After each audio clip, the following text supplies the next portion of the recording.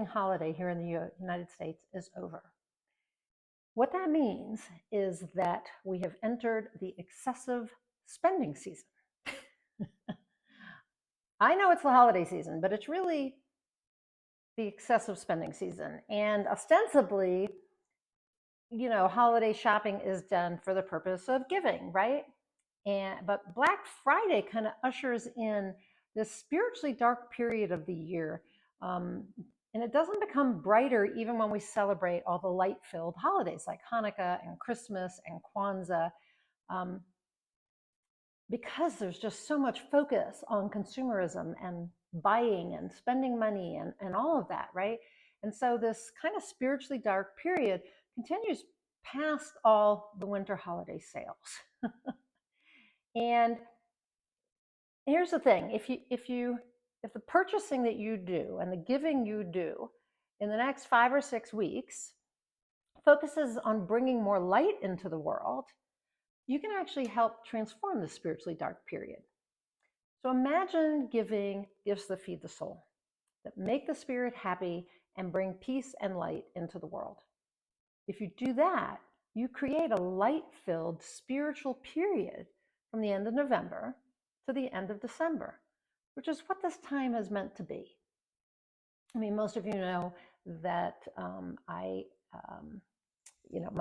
my spirituality is quite eclectic, but I was raised Jewish, and so like Hanukkah is meant to be a holiday of light and miracles, and the same with Christmas. And Kwanzaa has all those candles, and so it's supposed to be light and spiritual, but all the shopping makes it just the opposite. So I began thinking about the kind of gifts we give during this holiday and all the spending when I was asked by the founder of News for the Soul Radio to participate in a different type of holiday promotion. So newsforthesoul.com is where my radio show, the Inspiration to Creation show, is hosted. And Nicole was she was creating these short segments focused on gifts for the soul. And participants were offering books and programs and courses with the potential to provide upliftment and expansion and transformation to those who invested in them. Now that's a radically different type of gift. Radically different type of gift.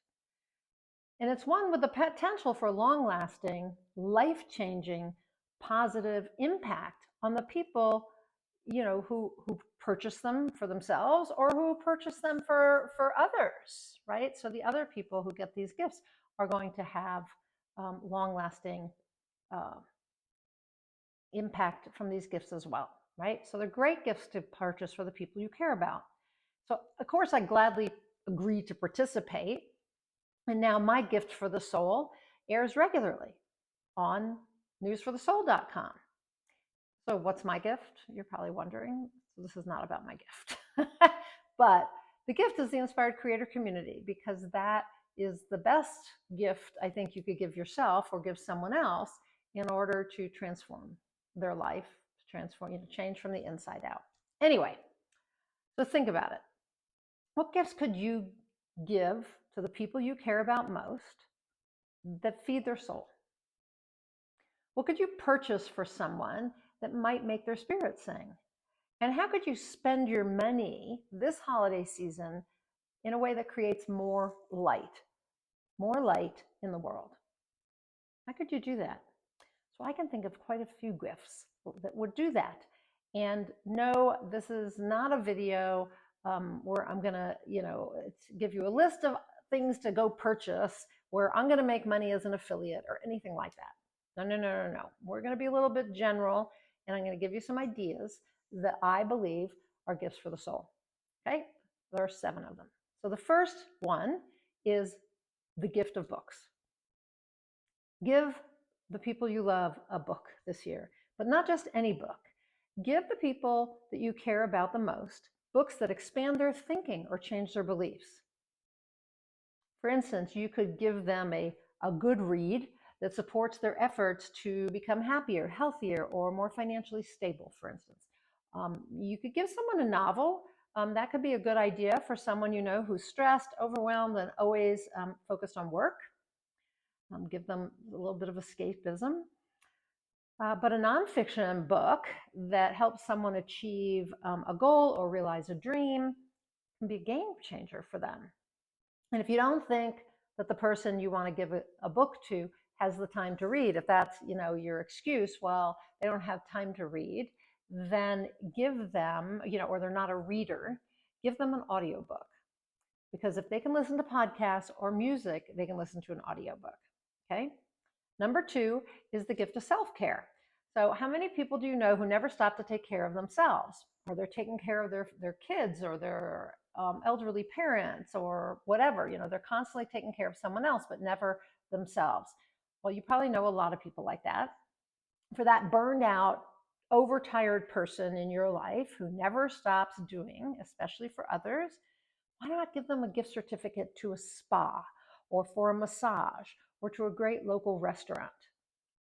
These kind of gifts can make a massive difference in someone's life. Okay, number 3 is the gift of a fun experience. Fun experience gifts are the ones probably I should be getting from people, because I tend to downplay play. That wasn't meant to be a pun, but anyway, or whatever that was.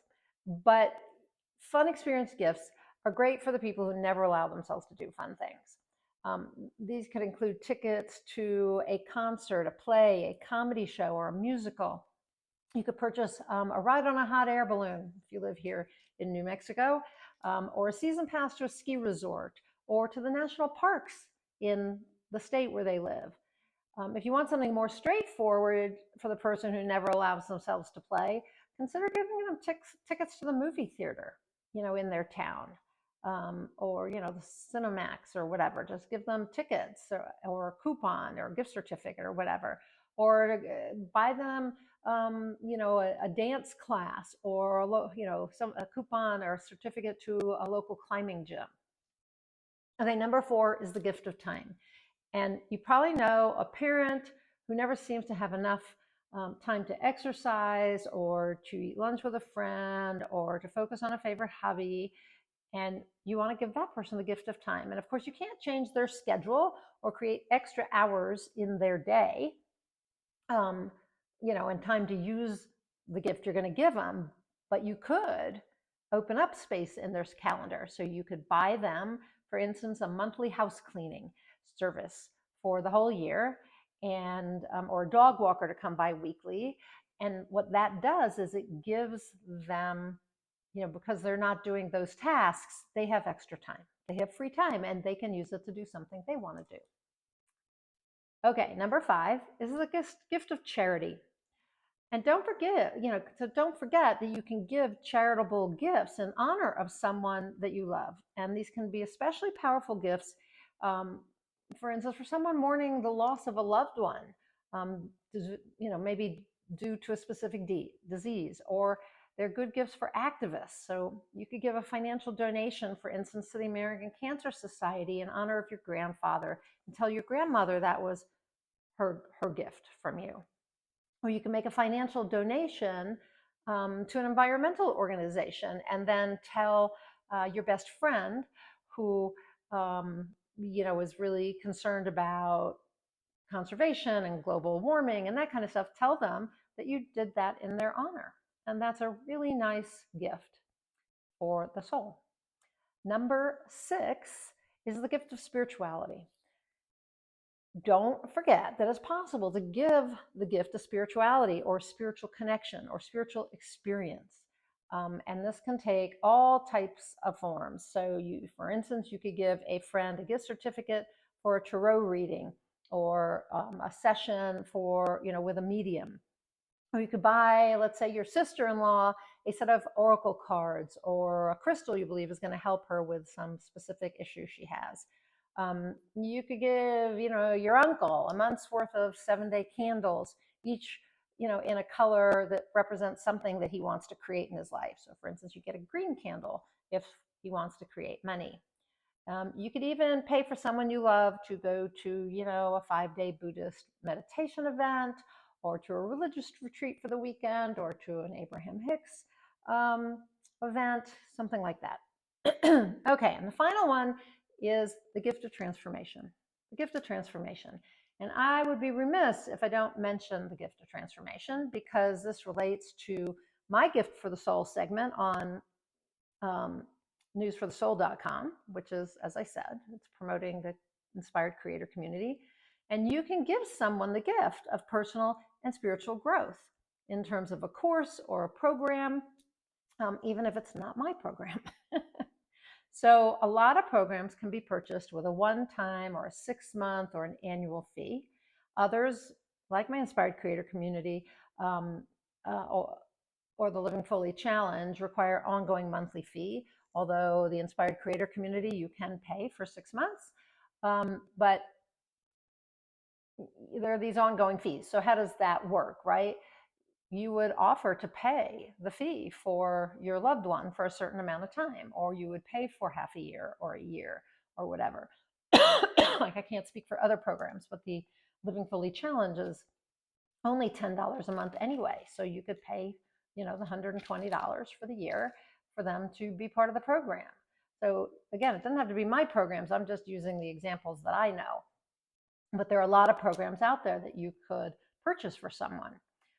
And then, of course, there's coaching. You can hire a transformational coach like me for your sister, your brother, your partner, your kid, or hire a business coach if that's what they need most, or hire a certified high performance coach like me for someone who's going to benefit from that support, right?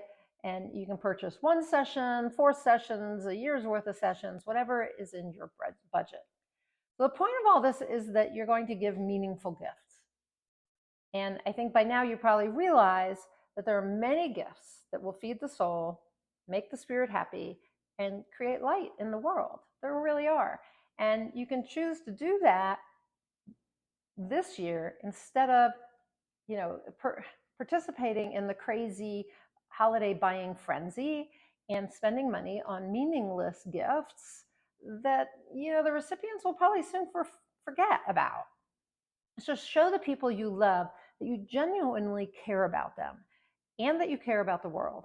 Give gifts that are chock full of meaning, thought, and the possibility of making a difference in their lives or in the world. But what type of gifts are you going to give this year? I look for gifts that, for the people who are open to it, that are more meaningful and that do feed their soul and raise their spirits and create light in the world. Not always possible. I'll admit that. It's not always possible. And there were people, like some of my kids and whatever, they'll say, this is what I'd really like. But I look at it like my son, who's a dancer, wanted some dance tights, but they make him feel good. When he dances, he feels good in them, right? Now his fiance, on the other hand, I'm looking for things that are a little more spiritual because she's open to that. My daughter's not so open to that. So I bought her things that she really wanted because they make her happy. And so there is that kind of balance of what makes people happy, but that's lifting their spirits, isn't it? So if you can lift their spirits, that's awesome, right? And if you can feed their soul, even more awesome, because then you're kind of toggling between the personal or the human and the spiritual nature of the people you care about. Anyway, I suggest as much as possible you find things that feed somebody's soul, lift their spirits, and that makes the world a brighter place. I always look for a charity to give to at this time of year. I have a local horse rescue place, and they run an auction at this time of year, and I always buy things from the auction. And some of those things make me happy, they make me happy. But usually they involve crystals or something like that, so that I am feeding my soul in that way. Crystals make me super happy, and I'm so attracted to them. But the money goes to a good cause. I love horses, and it helps care for the horses. It buys them hay.